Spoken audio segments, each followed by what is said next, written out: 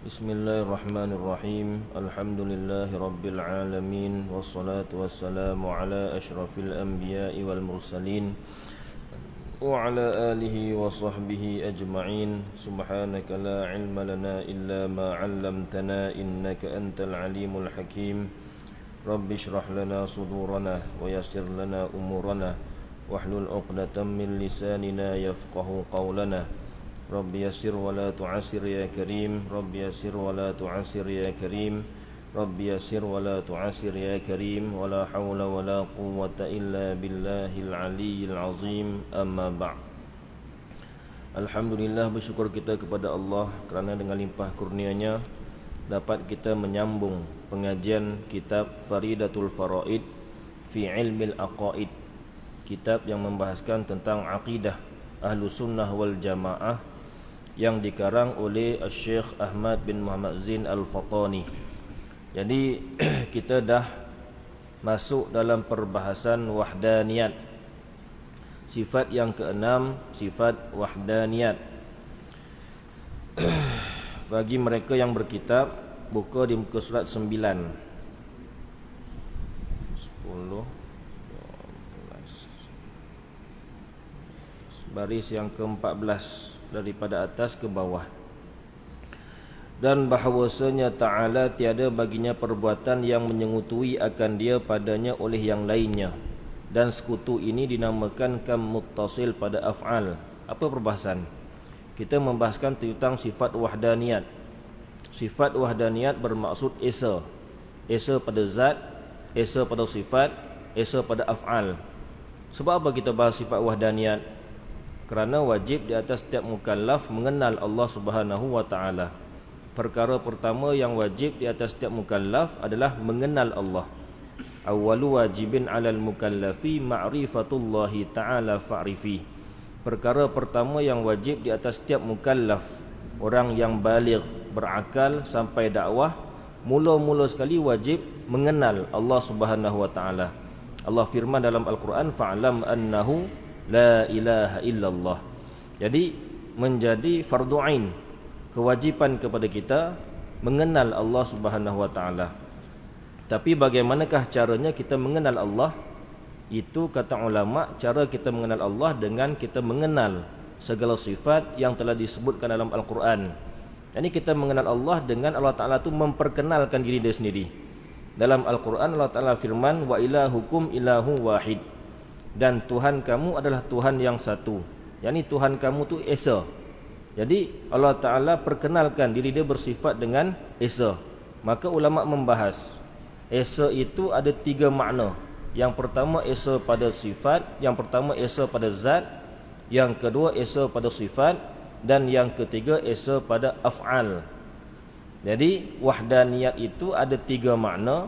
Yang pertama esa pada zat. Esa pada zat pecah 2 makna. Yang pertama bermaksud tidak ada satu zat yang menyamai dengan zat Allah. Yang kedua, zat Allah itu tidak bersusun daripada beberapa juzuk. Kerana Allah itu bersifat dengan mukhalafatuhu ta'ala lil hawadith. Itu makna yang pertama. Yang kedua, esa pada sifat. Esa pada sifat bermaksud tidak ada satu sifat yang menyamai dengan sifat Tuhan. Dan yang kedua, setiap satu jenis sifat hanya satu. Allah Ta'ala mempunyai satu qudrat, satu iradat, satu ilmu dan sebagainya. Jadi esa pada zat dan esa pada sifat itu telah kita bahaskan pada pertemuan yang lalu. Pada hari ini kita nak masuk kepada satu perbahasan yang khusus, iaitulah esa pada perbuatan.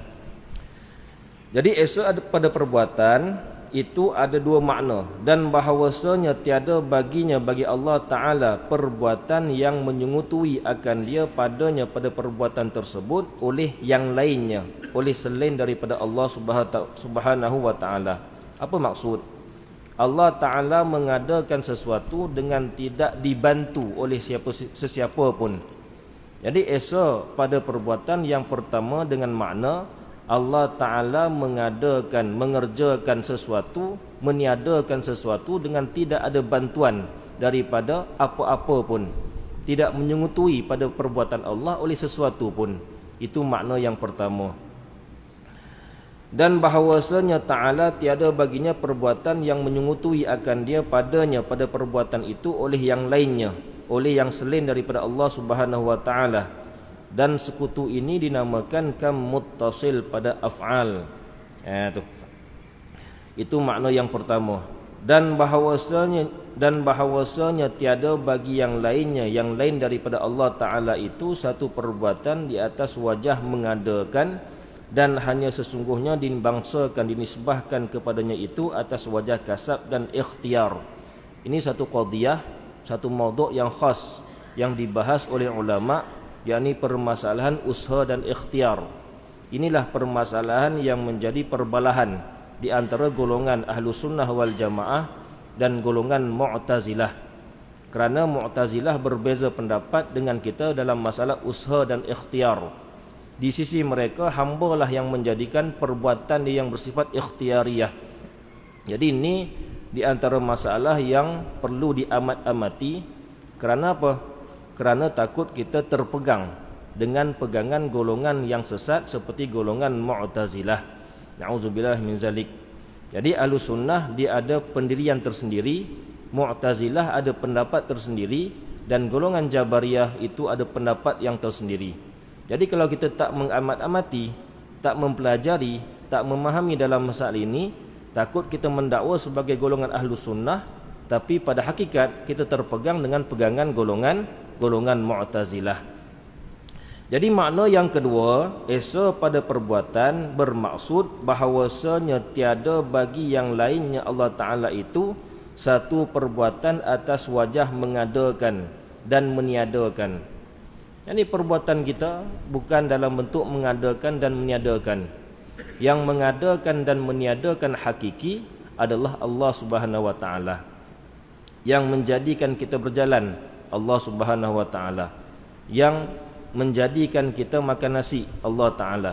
Yang menjadikan kita melakukan setiap pekerjaan adalah Allah Subhanahu wa Ta'ala. Adapun perbuatan kita itu hanyalah usaha dan ikhtiar. Perbuatan kita bukan perbuatan mengadakan dan meniadakan. Kita hanyalah usaha dan ikhtiar. Dengan sebab usaha ikhtiar kita itulah akan dipersoalkan nanti pada hari kiamat. Sebab ada golongan seperti golongan Jabariyah, dia menafikan usaha dan ikhtiar sehingga dia menafikan hukum syarak. Maka ulama mengatakan sampai tahap bila mereka menafikan hukum syarak, maka mereka dihukumkan kufur. Jadi perbahasan ini adalah perbahasan yang bersifat ilmiah. Kerana bila kita buka pengajian berkitab, tak dapat tidak mesti dibahas secara ilmiah supaya kita berpegang dengan pegangan yang kukuh dengan landasan golongan Ahlus Sunnah wal Jamaah. Jadi golongan Ahlus Sunnah wal Jamaah itulah golongan yang diisyaratkan Nabi SAW. Pecah umat tu kepada 73 puak. Yang berjaya hanyalah satu puak. Dan dalam hadis yang lain Nabi bersabda mengisyaratkan siapakah golongan yang berjaya tersebut. Idza ra'aitum ikhtilafan fa'alaikum bis-sawadil a'zam. Bila kamu lihat nanti ada berlakunya perbalahan, maka hendaklah kamu mengikuti golongan majoriti. Siapakah golongan majoriti itu? Mereka itu adalah golongan Ahlus Sunnah wal Jamaah. Jadi bagaimanakah kita nak menjadi seorang golongan Ahlus Sunnah wal Jamaah dengan kita mempelajari ilmu aqidah daripada Imam Abul Hasan Al-Asy'ari ataupun Imam Abu Mansur Al-Maturidi. Baik.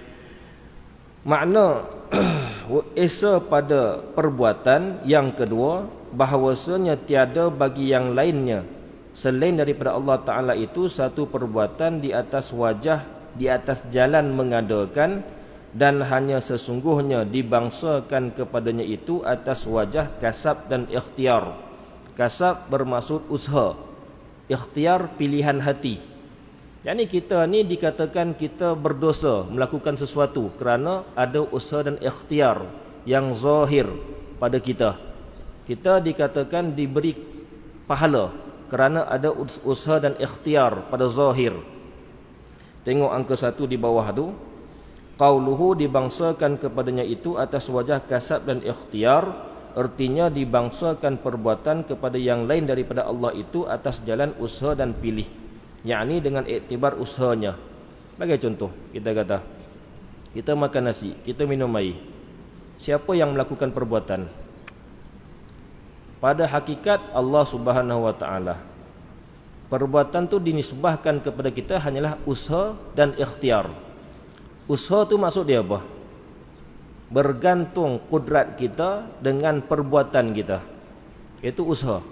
Usaha ni bermaksud bergantung perbuatan kita dengan kudrat kita. Apa erti? Yakni ketika kita minum air, bersangkutan kudrat kita dengan perbuatan kita minum air. Adapun yang menjadikan Allah Subhanahu wa taala. Jadi bukan kita yang menjadikan. Itu misal payah. Yang paling mudah kerat. Contoh kita ambil gergaji. Kita kerat kayu. Yang dikatakan usaha itu apa? Bergantung kudrat kita dengan pekerjaan mengerat kayu. Yang mengerat siapa hakiki dia? Yang menjadikan kayu itu terpotong siapa dia? Allah Subhanahu wa taala. Itu maksud tidak ada satu perbuatan di atas jalan mengadakan dan meniadakan melainkan Allah Subhanahu wa taala. Adapun perbuatan hamba hamba hanyalah bersifat usaha dan ikhtiar. Usaha itu bermaksud ketika kita melakukan perbuatan itu, kudrat kita hanya bergantung, bersangkut dengan perbuatan tersebut. Bukan kudrat kita yang menjadikan, bukan kudrat kita yang meniadakan. Ikhtiar itu bermaksud pilihan pada zahir. Maka dengan disebabkan ada usaha dan ikhtiar inilah kita dihukumkan berdosa. Kita diberi pahala dengan perbuatan ataupun usaha yang telah kita lakukan pada ketaatan.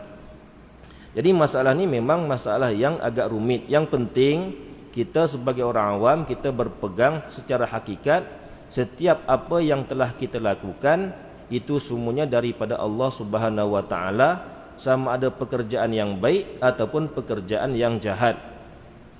Berbeza dengan Mu'tazilah. Golongan Mu'tazilah mengatakan kita hanya setiap pekerjaan yang baik itu datangnya daripada Allah. Adapun perbuatan yang jahat itu datangnya daripada diri kita sendiri secara i'tiqad, secara hakiki. Maksudnya apa? Maknanya ada benda yang terlepas daripada kekuasaan Allah. Sedangkan Allah itu bersifat istighna dan iftiqar. Istighna bermaksud Allah tidak berhajat kepada segala sesuatu. Iftiqar bermaksud segala sesuatu itu berhajat kepada Allah Subhanahu wa taala. Itulah makna la ilaha illallah. Ay la mustaghniya an kulli ma siwa wa la muftaqira ilaihi kullu ma'adah illallah. Tidak ada istighna dan tidak ada iftiqar melainkan hanyalah kepada Allah Subhanahu wa taala. Yani Allah tidak berhajat kepada segala sesuatu dan segala sesuatu itu berhajat kepada Allah. Jadi i'tiqad kita Ahlussunnah wal Jamaah, setiap pekerjaan sama ada pekerjaan yang baik ataupun jahat, semuanya daripada Allah Subhanahu wa taala. Wallahu khalaqakum wa ma ta'malun. Allah menjadikan kamu dan barang yang kamu kerjakan. Jadi barang yang kita kerjakan itu umum, sama ada perkara yang baik ataupun perkara yang jahat. Cuma sebagai adab kita dengan Allah, tak kita nisbahkan perbuatan yang jahat kepada Allah Subhanahu wa taala. Sebab tu golongan Mu'tazilah dia baca qul a'udzu birabbil falaq min syarrin ma khalaq. Dia baca gitu.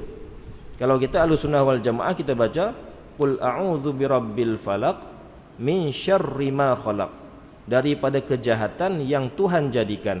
Maksudnya apa? Kejahatan Tuhan jadikan, yang baik pun Tuhan jadikan.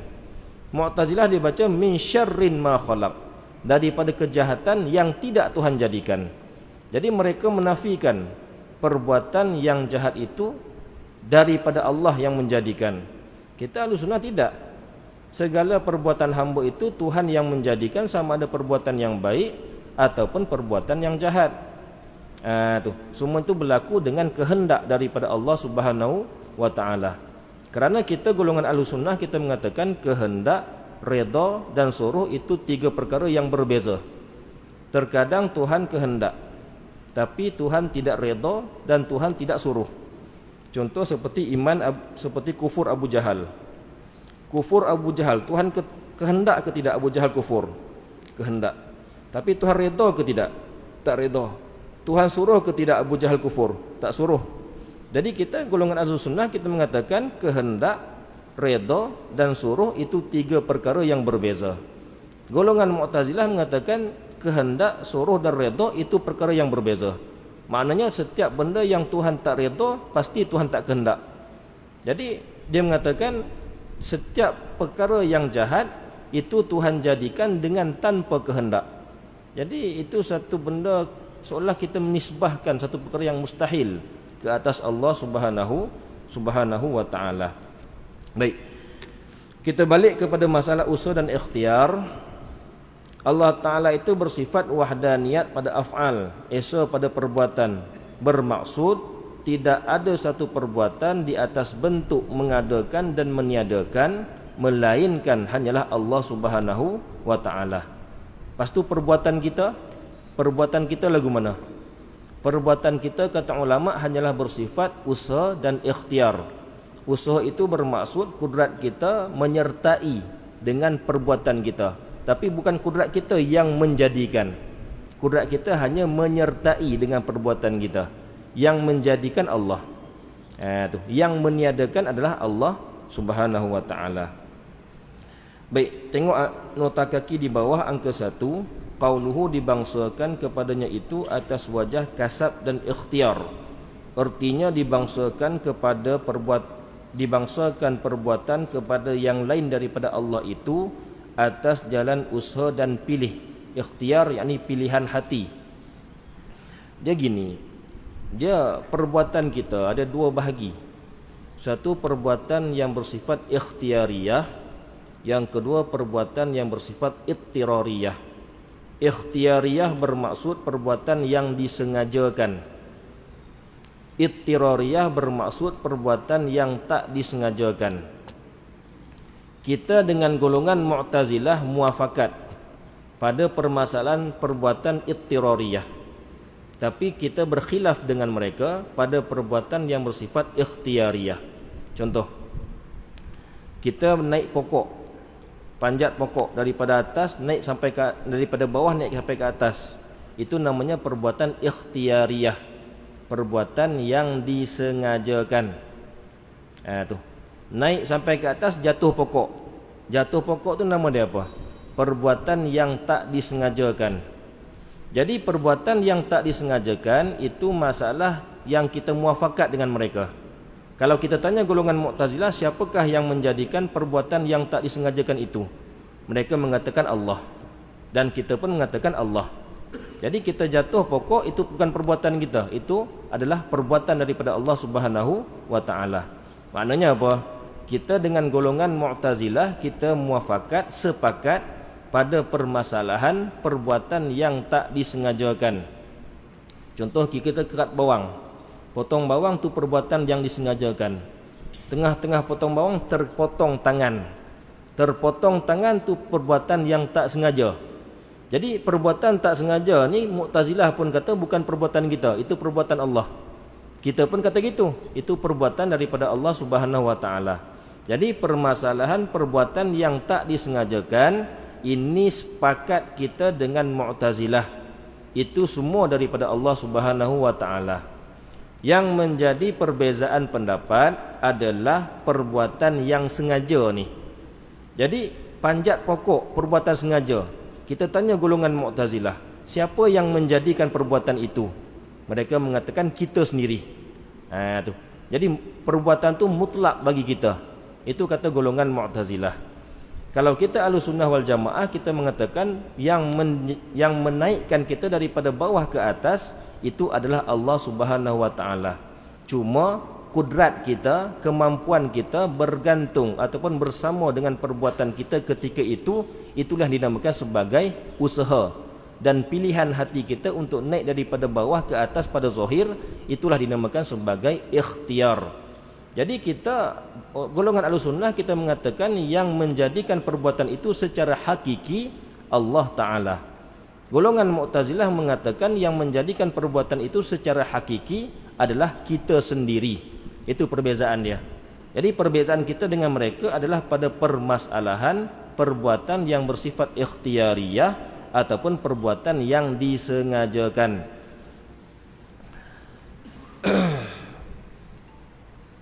Artinya dibangsakan perbuatan kepada yang lain daripada Allah Ta'ala itu atas jalan usaha dan pilih, yakni dengan iktibar usahanya, yang iaitulah usaha ni iaitulah bergantung kudratnya yang baharu itu dengan barang yang diperbuatkan, dan dengan iktibar memilihnya pada zahir akan mengerjakan dia. Sebab masalah ni kita berbeza dengan dua golongan. Yang pertama golongan Mu'tazilah, yang kedua golongan Jabariyah. Golongan Mu'tazilah dia mengatakan perbuatan yang sengaja itu mutlak daripada hamba, bukan daripada Allah. Itu satu. Kita kata tidak. Kita ada usaha dan usaha itulah yang akan dipersoalkan. Golongan Jabariyah dia mengatakan manusia itu tidak ada pilihan langsung. Kita ni perbuatan kita ibarat seolah-olah debu yang bertebangan. Maka pendapat mereka akan membawa sampai kepada mereka menafikan segala hukum taklifiyah. Tidak ada hukum wajib, tidak ada sunat, tidak ada makruh, tidak ada haram dan sebagainya.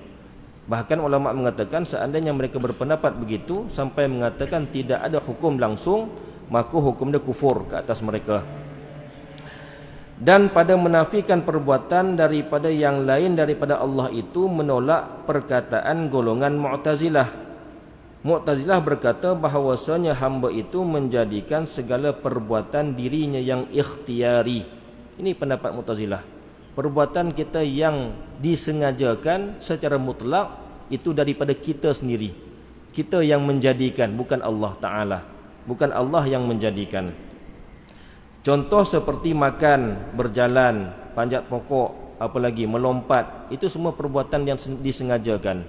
Jadi mereka mengatakan itu mutlak daripada kudrat yang ada pada hamba sendiri yang menjadikan.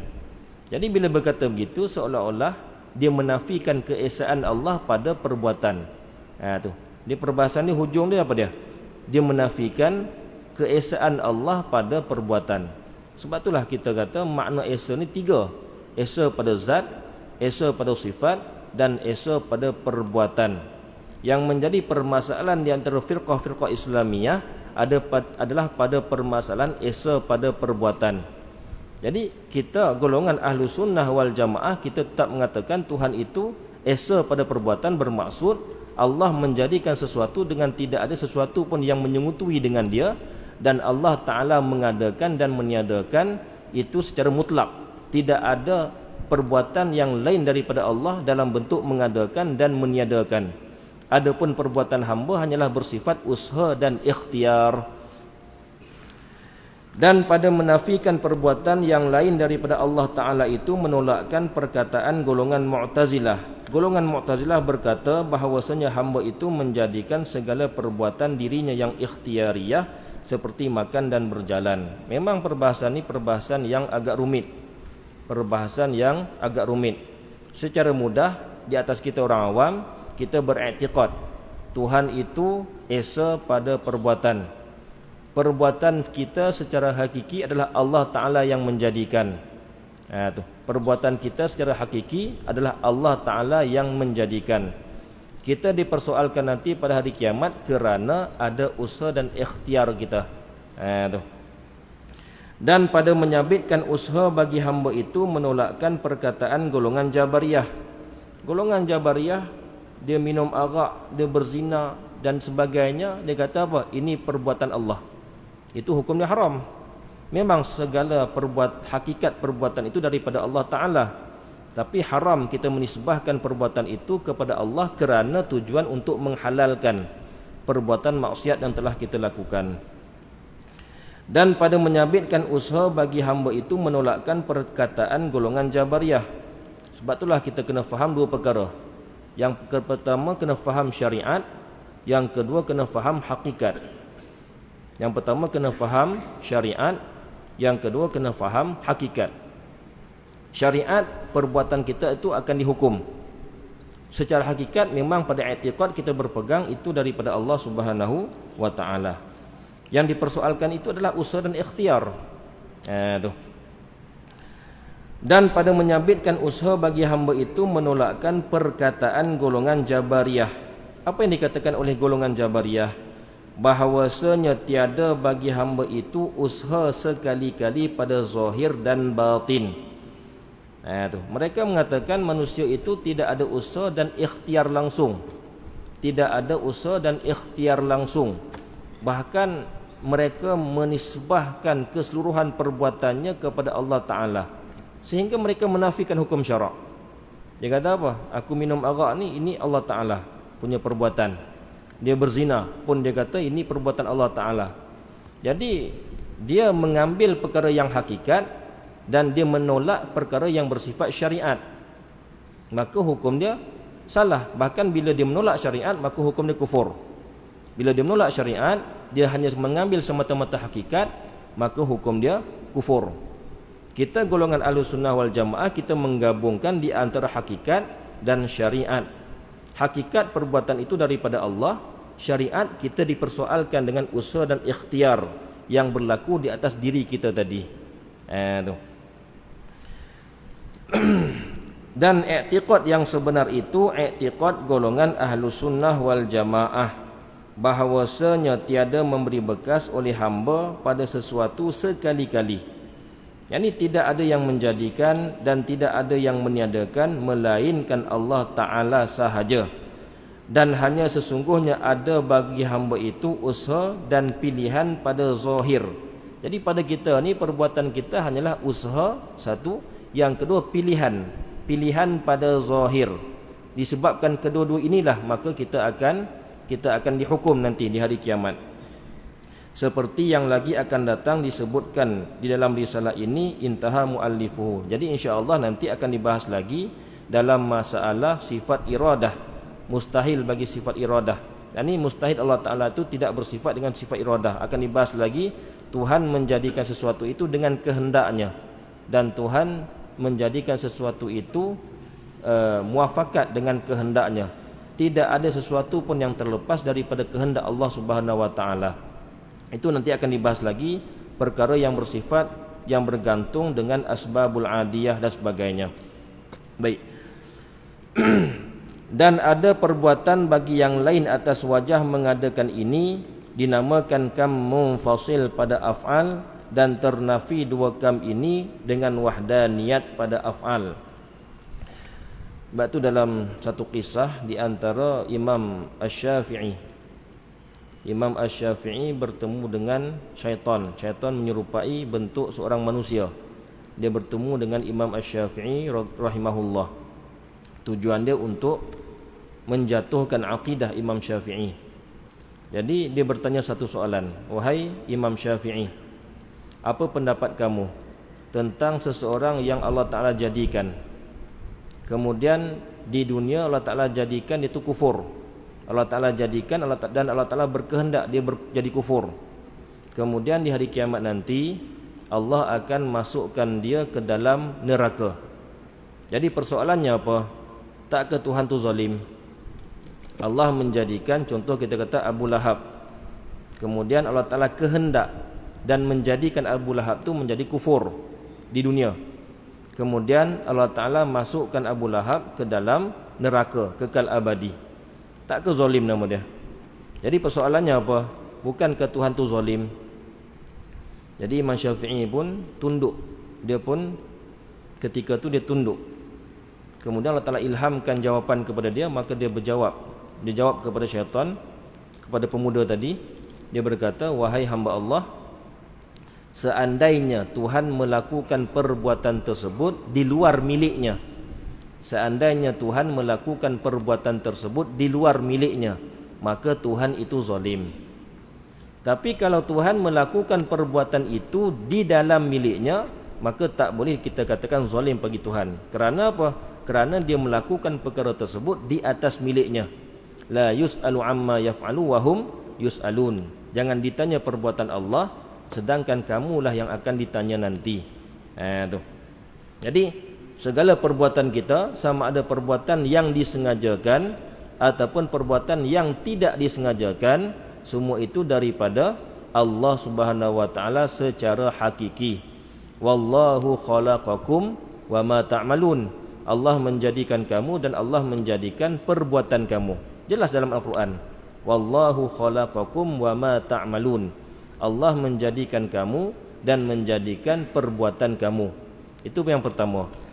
Dan dalam ayat yang lain Allah Ta'ala firman, al-yauma tujza kullu nafsim bima kasabat. Pada hari ini, yakni pada hari kiamat ini, dibalas akan setiap diri itu di atas usaha yang telah dilakukan. Jadi Allah Ta'ala sebut dalam Al-Quran, kita akan dihukum di atas usaha yang kita lakukan, bukan apa yang kita menjadikan. Jadi setiap perbuatan kita bukan kita yang menjadikan, bukan kita yang meniadakan, tidak. Yang menjadikan dan yang meniadakan secara hakiki Allah Subhanahu wa taala. Perbuatan kita hanyalah semata-mata usaha. Usaha ni maksud dia apa? Menyertai perbuatan kita dengan apa yang kita lakukan. Menyertai, bukan meniadakan dan mengadakan, tidak. Contoh, kita gergaji kayu. Jadi usaha ni apa? Menyertai kudrat kita, kekuasaan kita dengan perbuatan tadi. Menyertai semata-mata. Adapun yang memotong secara hakiki adalah Allah Subhanahu wa taala. Jadi jelas dalam akidah Ahlussunnah wal Jamaah, perbuatan hamba itu hanyalah bersifat usaha dan ikhtiar. Karena Allah Taala firman dalam Al-Quran, al-yauma tujza kullu nafsim bima kasabat. Pada hari kiamat ini dibalas akan setiap jiwa itu dengan apa yang diusahakan, bukan apa yang dijadikan ataupun apa yang ditiadakan. Baik.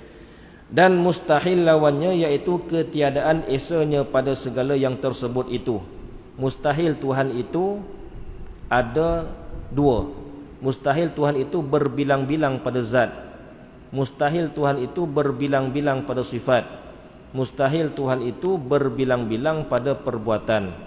Berbilang-bilang ini bermaksud dinafikan kam muttasil dan kam munfasil pada ketiga-tiga perkara tadi. Bukan makna Tuhan mustahil berbilang-bilang maksudnya Tuhan tidak bersifat dengan sifat 20, tidak. Mustahil Tuhan berbilang-bilang pada sifat bermaksud tidak ada satu sifat yang lain yang menyamai dengan sifat Tuhan. Mustahil Tuhan itu berbilang-bilang pada perbuatan bermaksud tidak ada satu perbuatan yang menyamai dengan perbuatan Tuhan. Bukan kita kata tidak ada perbuatan langsung, tidak. Kerana Tuhan itu bersifat ihya, mamat dan sebagainya. Allah Ta'ala itu bersifat menghidupkan, mematikan, memberi rezeki dan sebagainya. Dan dalil wahdaniyat Allah Ta'ala bahawasanya jikalau berbilang-bilang Tuhan, nescaya adalah tiap-tiap Tuhan daripada beberapa Tuhan itu lemah.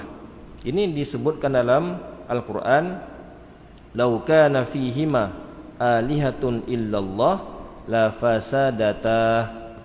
Jikalau langit dan bumi ini ada satu kuasa, ada satu Tuhan yang selain daripada Allah Subhanahu wa taala, la fasadata, nescaya binasalah langit dan bumi. Dan dalil wahdaniyat Allah Taala. Jadi dalam kitab ini disebutkan dalil yakni hujjah aqliyah. Kerana apa dia menggunakan hujjah aqliyah? Apakah tidak ada hujah nakal daripada Al-Quran dan Hadis yang menunjukkan Tuhan itu bersifat esa? Ada. Banyak dalil dalam Al-Quran yang menunjukkan Tuhan itu bersifat dengan wahdaniyat. Wa ilahukum ilahu wahid. Qul huwallahu ahad, Allahus samad, lam yalid wa lam yulad wa lam yakun lahu kufuwan ahad. Itu semua dalil daripada Al-Quran yang menunjukkan bahawasanya Tuhan itu bersifat dengan esa. Cuma dalam masalah akidah, ulama mendatangkan hujah akal. Kerana apa? Kerana kalau kita nak berdepan dengan golongan musyrikin, golongan orang kafir, itu tidak memadai dengan semata-mata kita menggunakan Al-Quran dan Sunnah. Tak memadai. Contoh, kita berdepan dengan golongan Nasara, Kristian. Mereka beriktikad Tuhan itu 3. Lepas tu kita kata Allah Ta'ala firman dalam Al-Quran, wa ilahukum ilahu wahid. Apakah itu memadai? Tidak memadai. Allah Ta'ala firman dalam Al-Quran, Qul huwallahu ahad. Itu tidak memadai kerana mereka tidak beriman dengan Al-Quran dan Hadis. Maka sebab itulah ulama banyak menggunakan hujah akal. Jadi dalam akidah itu hujah akal lebih kuat berbanding hujah nakal kerana tujuan untuk berdepan dengan golongan musyrikin dan golongan kafirin. Dan dalil wahdaniyat Allah Ta'ala bahawasanya jikalau berbilang-bilang Tuhan, ini andaian. Ini andaian. Jikalau Tuhan itu berbilang-bilang, itu akan membawa kepada makna yang fasad, akan membawa kepada makna yang rosak. akan bawa kepada permasalahan yang binasa.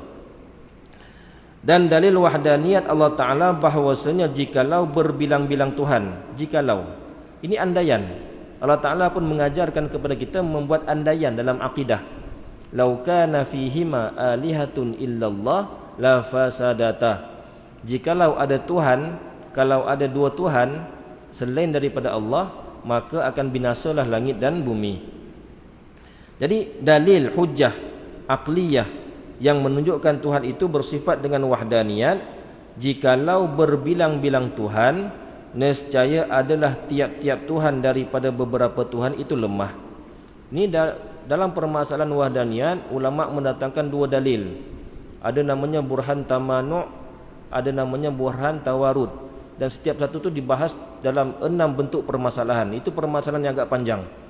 Cuma di sini dia kata jikalau Tuhan itu ada dua, maka akan membawa kepada kebinasaan dan akan membawa kepada lemah kedua-duanya, sehingga keduanya tak dinamakan sebagai Tuhan.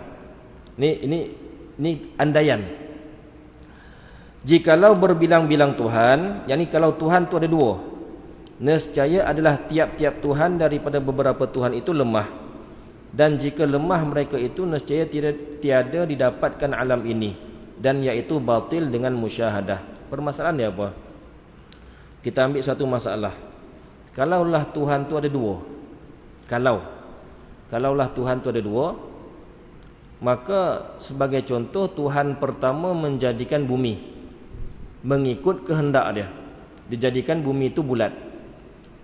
Tuhan pertama menjadikan bumi itu bulat mengikut kehendak dia.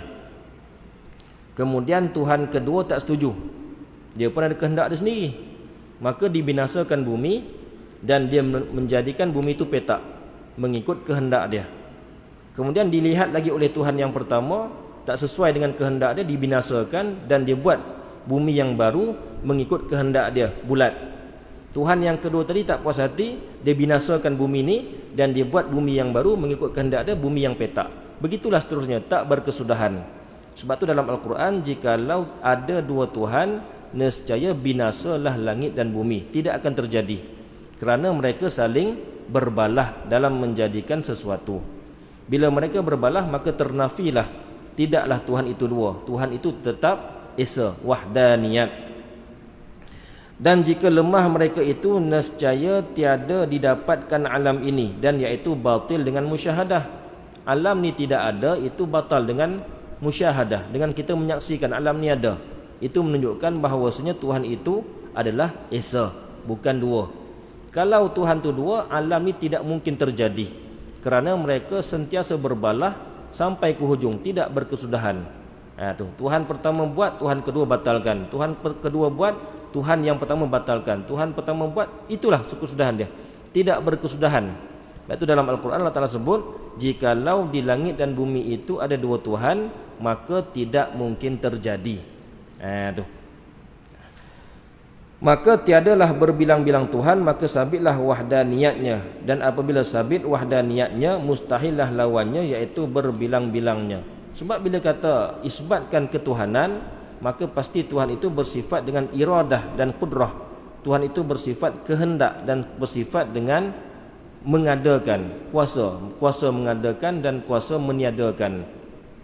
Jadi bila masing-masing mempunyai sifat qudrah dan iradah, maka masing-masing mempunyai kehendak tersendiri, dan kehendaknya berbeza dengan kehendak yang lain. Habis itu, jadi selesai kita dalam perbahasan sifat wahdaniyat. Kita masuk kepada satu tajuk yang baru, sifat qudrah. Sifat yang ketujuh yang wajib diketahui oleh mukallaf adalah qudrah. Qudrah ini artinya kuasa. Kuasa itu maksud dia apa? Iaitu sifat yang wujudiyah. Daripada sifat qudrah, iradah, ilmu, hayat, sama', basar, kalam. 7 ni dinamakan sebagai sifat ma'ani. Sifat ma'ani bermaksud sifat yang wujudiyah.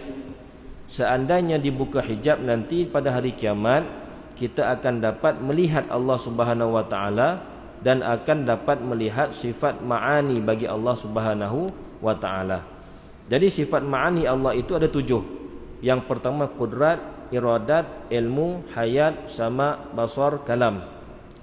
Jadi sifat yang ketujuh, yakni sifat yang ketujuh daripada 20 sifat yang wajib diketahui oleh mukallaf secara detail adalah sifat qudrah.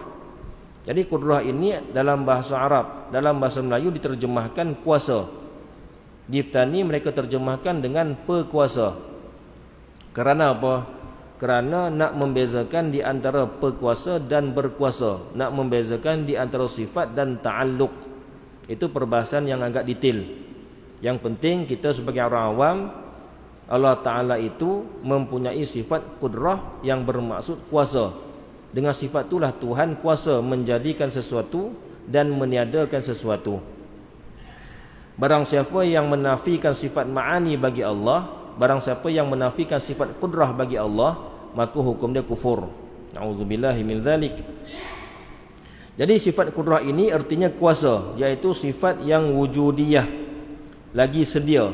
Sedia ni maksud dia apa? Tidak ada permulaan. Zat Allah tidak ada permulaan, tidak ada pengakhiran. Sifat Allah pun tidak ada permulaan, tidak ada pengakhiran. Itu yang kita katakan dalam bahasa Melayu sedia. Sedia itu bermaksud qadim, lagi azali. Tu, sedia ni bukan makna sedia yang kita faham. Sedia ni bermaksud tidak ada permulaan. Itu istilah dalam ilmu kalam, istilah dalam ilmu usuluddin. Jadi yang ketujuh sifat qudrah, artinya kuasa. Kuasa tu iaitu sifat yang wujudiyah, yang lagi sedia, yang berdiri pada zat Allah Ta'ala. Berdiri ni bukan maksud kata berdiri lawan duduk, tidak. Ini istilah semua ni. Istilah ni itu kunci bagi setiap ilmu.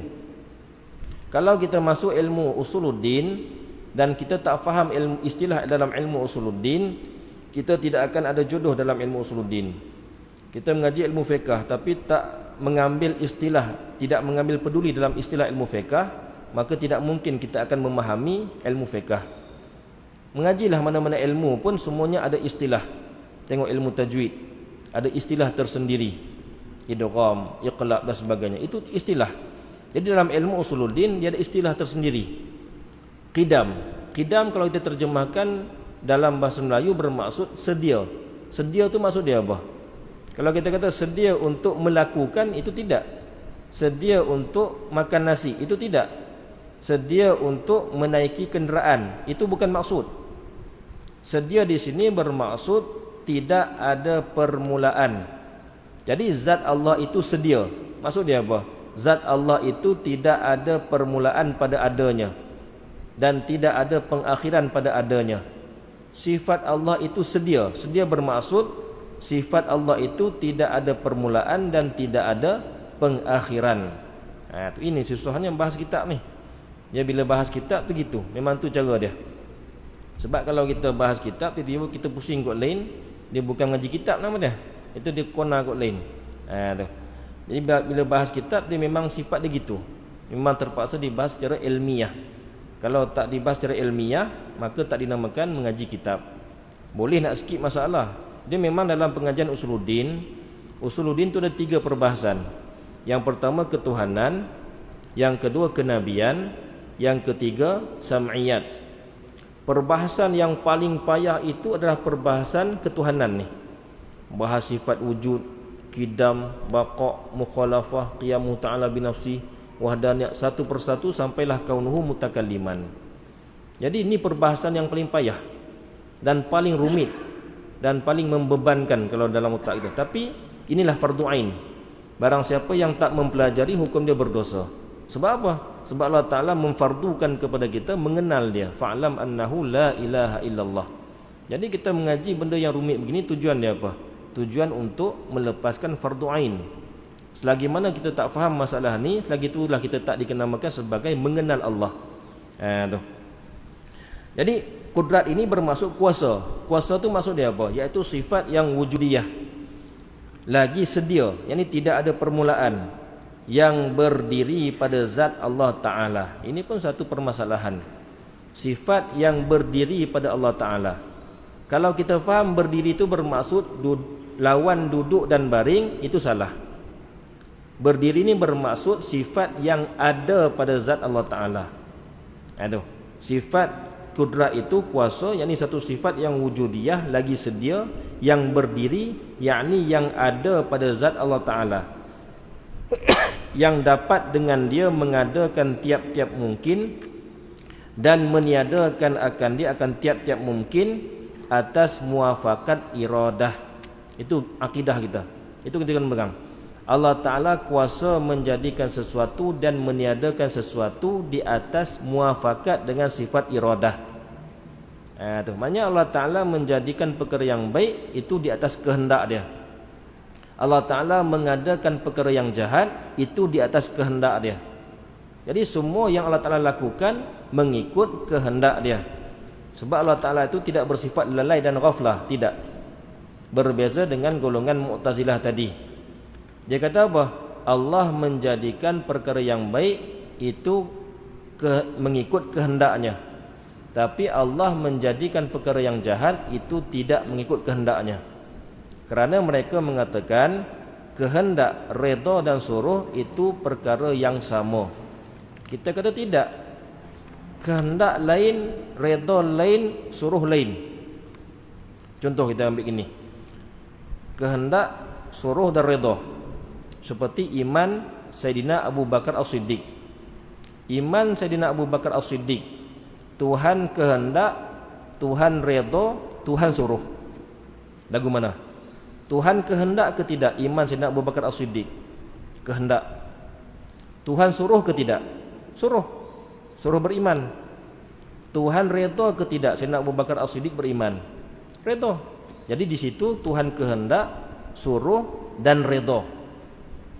Sebaliknya, kufur Sayyidina Abu Bakar As-Siddiq, Tuhan kehendak ke tidak? Kufur Sayyidina Abu Bakar As-Siddiq, Tuhan kehendak ke tidak? Tidak. Sebab Sayyidina Abu Bakar As-Siddiq beriman. Jadi kufur Sayyidina Abu Bakar As-Siddiq, Tuhan tidak berkehendak. Dan Tuhan tidak suruh Sayyidina Abu Bakar As-Siddiq kufur. Dan kalau Sayyidina Abu Bakar As-Siddiq kufur, Tuhan tidak redha.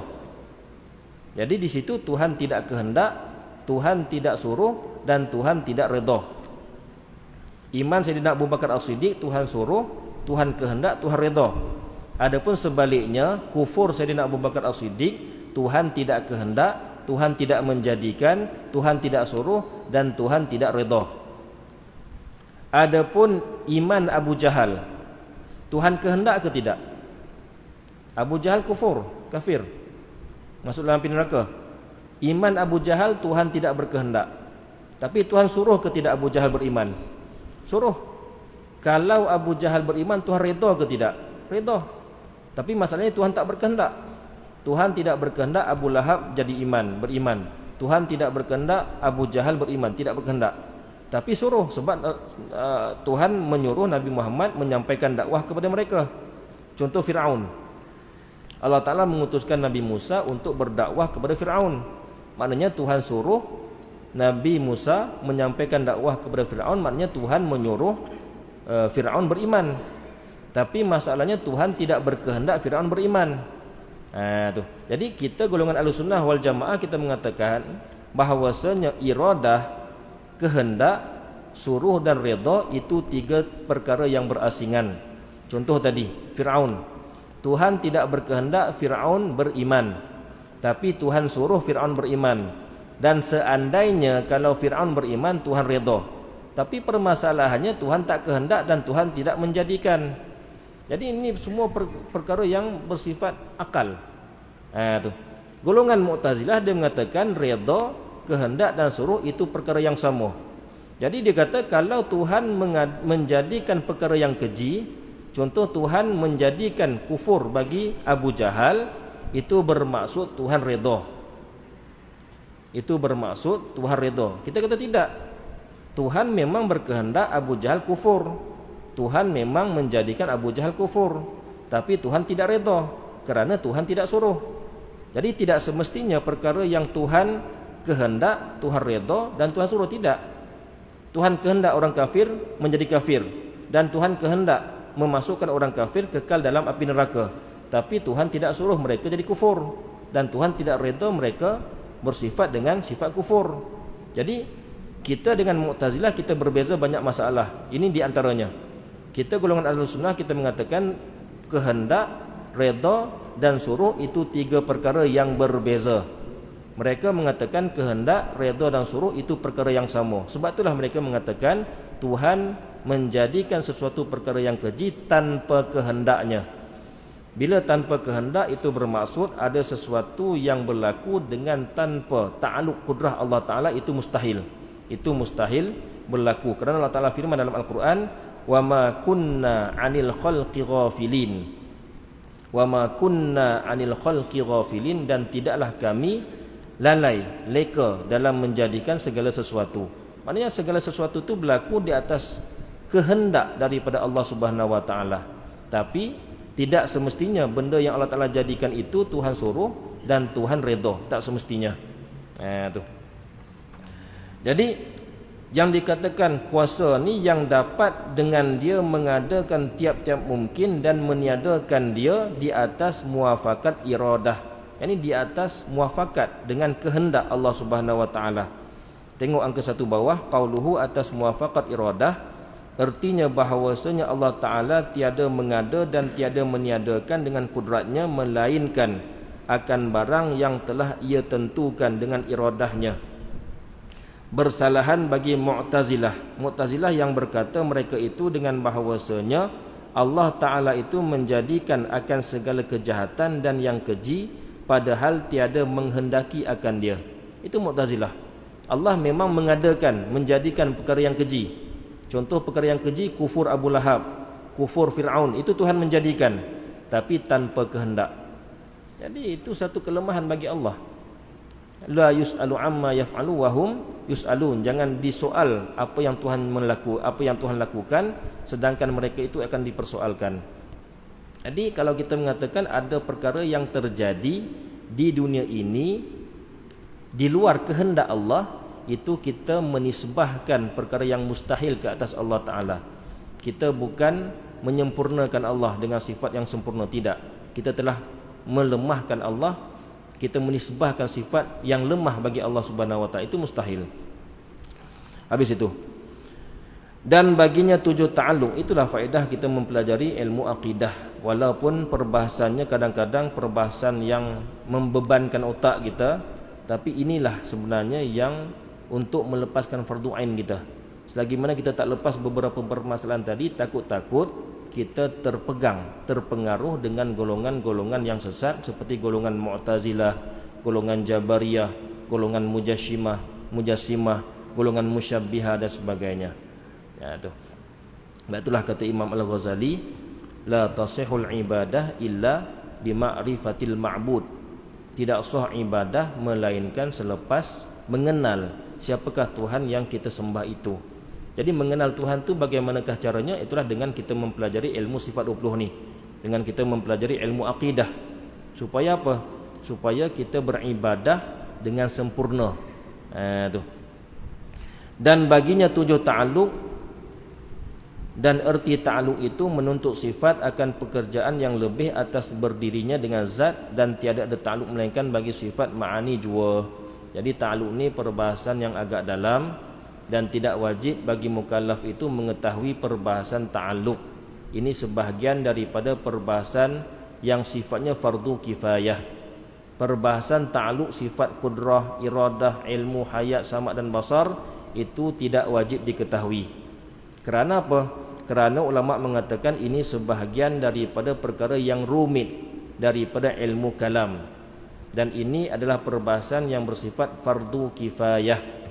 Fardu kifayah ni maksudnya kalau setiap kampung tu mesti ada seorang yang mengetahui.